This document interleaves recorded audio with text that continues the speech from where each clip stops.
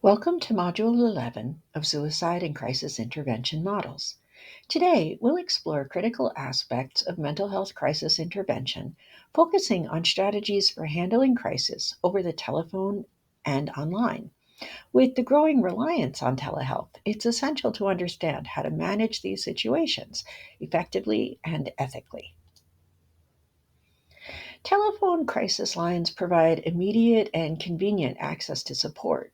They operate 24/7 and come in various forms, including hotlines for urgent needs and warm lines for less immediate issues. Anonymity is a significant advantage, allowing clients to feel more comfortable and in control because they can end the call at any time. This method is cost effective for both clients and the community, and research suggests it can be as effective as traditional crisis counseling. Effective case handling involves ensuring access to support systems without creating dependency on the crisis worker. Multiple workers should be available for consultation, and a range of services should be provided to cover large and isolated areas.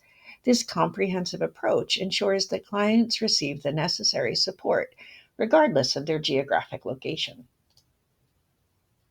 When counseling over the phone, the initial goal is to establish psychological contact and provide support. Defining the problem is crucial, so having a list of feeling words and standard questions can help. It's essential to keep notes on the client to track their progress. Ensuring the client's safety and providing support should always be a priority, and asking direct questions can help clients assess their immediate needs. Exploring alternatives and making plans with the client often involves simple, concrete options and using techniques like role play. Obtaining a commitment from the client should be concrete and time limited to ensure follow through. Remember, though, mistakes can happen, and it's important to acknowledge that we're not perfect and we learn from every mistake we make.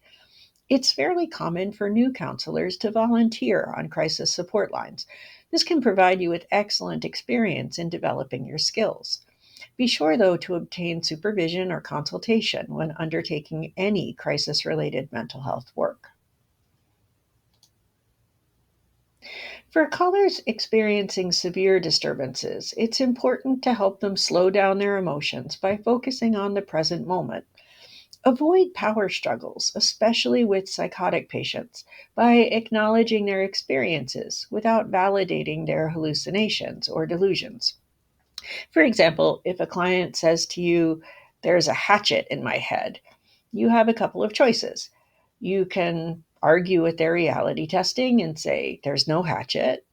You can agree with their delusion and say, "Oh, yes, I see the hatchet." Or you can stay with their feelings and say something like, "That sounds really painful." Asking when questions instead of why questions can be very effective, and staying with feelings can also be helpful.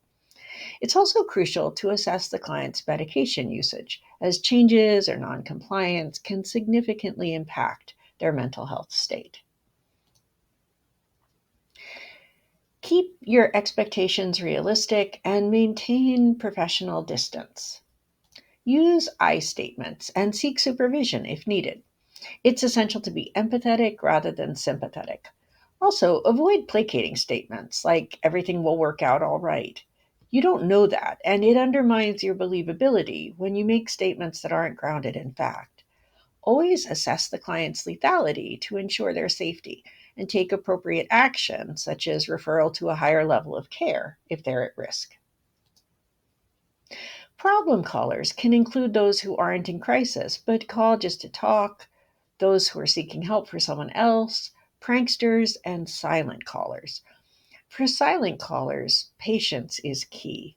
Acknowledge their difficulty in talking and let them know if you need to end the call. Invite them to call again in the future.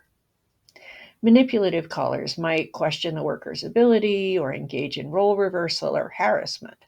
Sexually explicit callers should be transferred to a same sex worker, although it's important to always treat all callers with respect and seriousness, regardless of the nature of their call.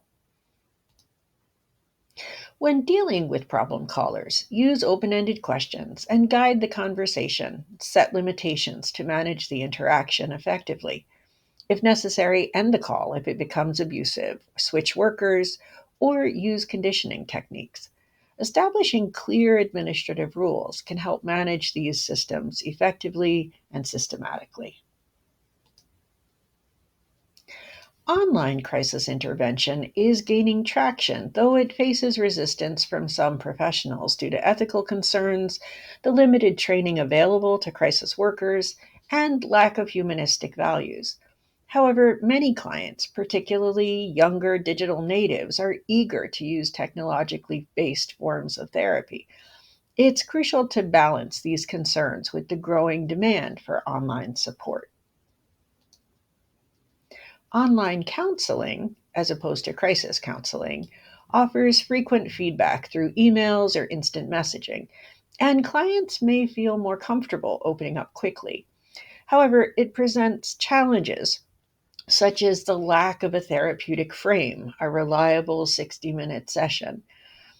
There can also be difficulties maintaining confidentiality, verifying the client's identity, maintaining licensing and legal issues, and learning the nuances of online communication.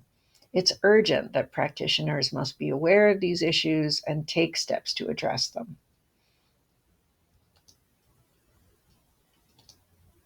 Practicing netiquette is essential in online counseling. This includes using clear communication, appropriate language, and being intentional in your responses. Training is necessary to handle the unique aspects of online therapy, such as predispositioning over the internet. Remember that predispositioning refers to the process of planning and structuring services to effectively respond to people who may be in a crisis. It involves organizing approaches and resources in anticipation of potential crises, ensuring that people can receive timely and appropriate care. This proactive strategy aims to prevent emergencies from escalating and to provide immediate support to those in need. Behavioral telehealth shows some definite advantages, though. Emerging technologies like virtual reality offers new and effective ways to treat conditions like panic attacks and phobias, and telehealth services can help us reach clients who would not ordinarily come to treatment, such as those with severe agoraphobia, OCD, or hoarding disorder.